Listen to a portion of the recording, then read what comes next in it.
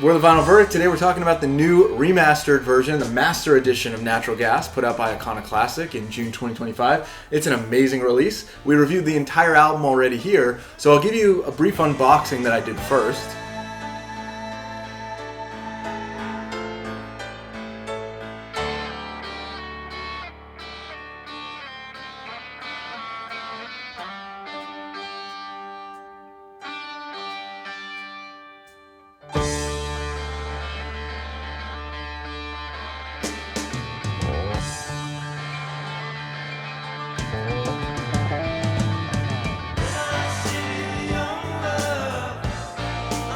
This is the ultimate release. I mean, it's unbelievable the disservice that this has had over time, and now it finally is getting like a beautiful remaster. Let's talk about the packaging first. Just the glossiness of this. It actually looks like the record. You compare this to like the 2015 edition. It beautifully opens up, and you have this full jewel case within the insert, so you kind of get what the original album looked like. And then there's just an incredible amount of detail, like interviews with Jerry Shirley and Mark Clark, and interviews that Joey did with Michael Cimino many years ago, but still very relevant. I'm not sure all of these were printed in the Badfinger and Beyond book, so some of these might have been from that time, but released for the first time here. It's a lot. I mean, this booklet barely fits back in the case. You have to really kind of scrunch it down. Amazing. I love that. Yeah. I mean, what's the point in having a jewel case if you don't expand on the full story? Yeah, it's incredibly detailed. Peter Frampton actually is interviewed in it. I don't know if he was interviewed just for this release or if it was from other interviews, but he talks about Natural Gas and going to a rehearsal, and and everything is just done. There's a nice little attention to detail to everything in here. There's also, when you take the CD out, there's a picture of Felix Pappalardi giving you the thumbs up, which is just like, I mean, that has to be to make you kind of smile, because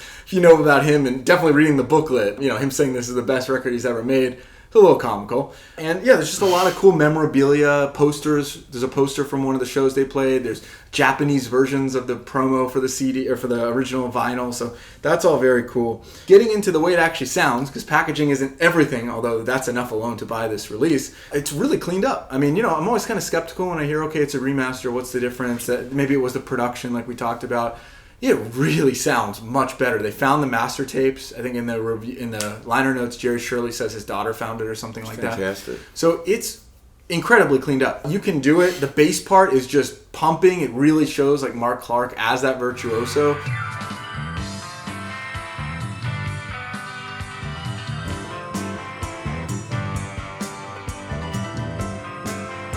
The Right Time sounds like, again, it's not as good as the live version, but everything still has much more energy to it now, and yes. I think it's clearer than when it was like a second generation transfer.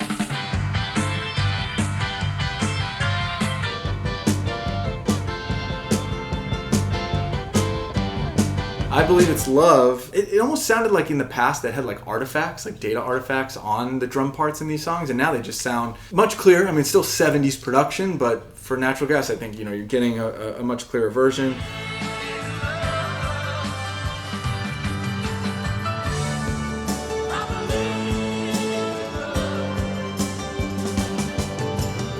Not just a little bit better. It's quite a huge difference, and it just jumps out at you, and are alive and percolating, and every track and the way the band played instrumentally, it's all here and previously unheard. I was unaware of this. Okay, and then there's two bonus tracks which are really cool. We get to hear the demos for Little Darling and Christmas Song. I had spoken to Tom Brennan that these are probably the Mal Evans demos. But now it sounds like in the booklet there are actually different sets of demos. There's like 4 demos that they worked on at Headley Grange in England, and that's they did 2 Joey songs and 2 Mark Clark songs, and those are Once Again a Love Song and Dark Cloud. Would love to hear the demos for that, as well as the Mark Clark songs. Those don't seem to have been released, which I guess then makes these part of the demos that were done by Mal Evans. So it's amazing to hear the Mal Evans demos, something that previous to hearing this and previous to this release was a historical footnote. I mean, it's almost like you get a privilege of going back in time when all you've seen is reading books about something. It's not Gettysburg, but it's Mal Evans demos that I've read about for how many years, many years, and his working with Natural Gas before the tragedy and his own demise. And here it is. Here you're hearing this other sound of Natural Gas, which is the songs you're familiar with, but different. And in a good way. I think they were really great, actually. Yeah. Speaking of the live tracks, I mean, these are soundboard recordings. This is not like bootleg Right. material. I mentioned that, there's a couple shows. This is definitely the best one that was recorded.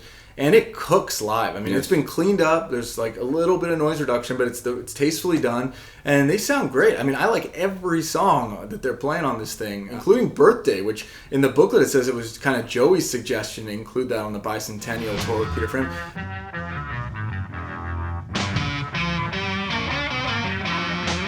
I love the way that they close before that encore. They go into the right time, and it's like more of a jam. And it's despite, I don't know, we'll get into this. The booklet, it's not going to make you think this was the tightest band ever, but on stage you wouldn't know it from the way that they sound on this concert. I agree. Yeah, I mean, it sounds like they really have some chemistry and they're grooving together. And Peter Wood's doing some piano intros or organ intros, and they're coming in and they're each having spotlight moments.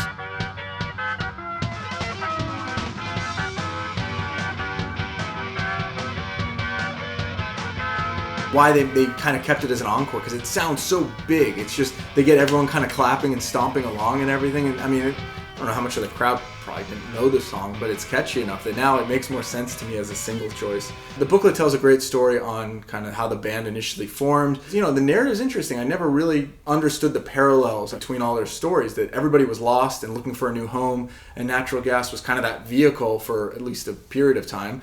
And, Jerry Shirley also walked away from Humble Pie, just like Joey had walked away from Badfinger a year before that. And so I think it's kind of cool to see the way that emerged as kind of a shared experience in this band. Gives it more of a theme. It also shed some light on the challenges just right from the get-go. I always thought that we heard in interviews and contemporary things, they always say to news reporters at the time they're promoting an album that they're melding so perfectly and it's a great fuse of all these sounds.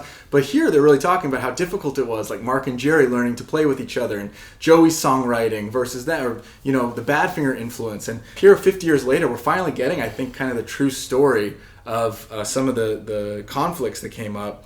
And that it was always pretty difficult for them. I mean, I don't think they spoke Mark didn't speak to Joey for 20 years. They never spoke to Peter Wood again. That's wild. So, I mean, this is like one album, one tour, and it ends pretty distraught between all the members. I mean, obviously a lot of the issues were management related to the producer, but also with each other. And, it's not a fun thing to talk about, but that's why there wasn't a second album. Something I never knew in all my research is that the band continued after Joey left, and he stayed in Los Angeles, and they brought in Les Nickel to play some shows, probably in New York and others. They played natural gas shows, so they were. I would love to know what the set list was. Were they still playing some of Joey's songs? Had they written any songs together for another album? Like, how did we not know? I don't know. No one ever said they saw a natural gas show and Joey wasn't there. But I mean, here you're hearing it from both Jerry Shirley and Mark Clark in the booklet. So it's just for the booklet alone, it's worth buying this release. I mean, it is the most authorized biography you're going to get on the band. From the vantage point of being a fan who just bought this music and loved Joey and followed the group, it seems very, in a brief time, just an amazing album. And now you're learning a lot about the acrimony that was involved at the end with this group. Completely unknown to me. Of course, any band has personalities and there's going to be frictions and things like that. But this acrimony seems really pretty deep. If it's not too much to say, as convoluted as the ending of Badfinger seems to have been, these guys seem to have topped it with real total blowout at the end of some kind, where the whole thing just kind of imploded and Joey's not there, and that similar to Badfinger, but that's where it ends. And I just think it was amazing with so much supposed talent and supergroup to end up with a super blowout. There was never any Keep Believing song that the other members of Natural Gas wrote about Joey. No, there was not a Keep Believing. It was just, let's get out of here. Kind of not got to get out of here. Joey did that, but everybody, the New York, LA thing, the unknown drug thing, the record contract thing, the total personality thing, it seems to have hit a brick wall. And obviously Jerry Shirley and Joey played together like 10 years after this, at least in the 80s. That is the history. That's the history that's being told in this booklet, and we have to acknowledge that. I still love the music of it, and I think Natural Gas is a really interesting project. I don't know what a second or third album would have sounded like, but I'm glad we got the music we did, and I'll be listening to this remaster quite a bit, so I definitely recommend checking it out. It won't be on streaming or anything like that, so you have to buy this official release on Iconoclastic. There's only 1,000 copies being pressed. It's really something. Yeah, so check it out, read the booklet, and let us know what you think.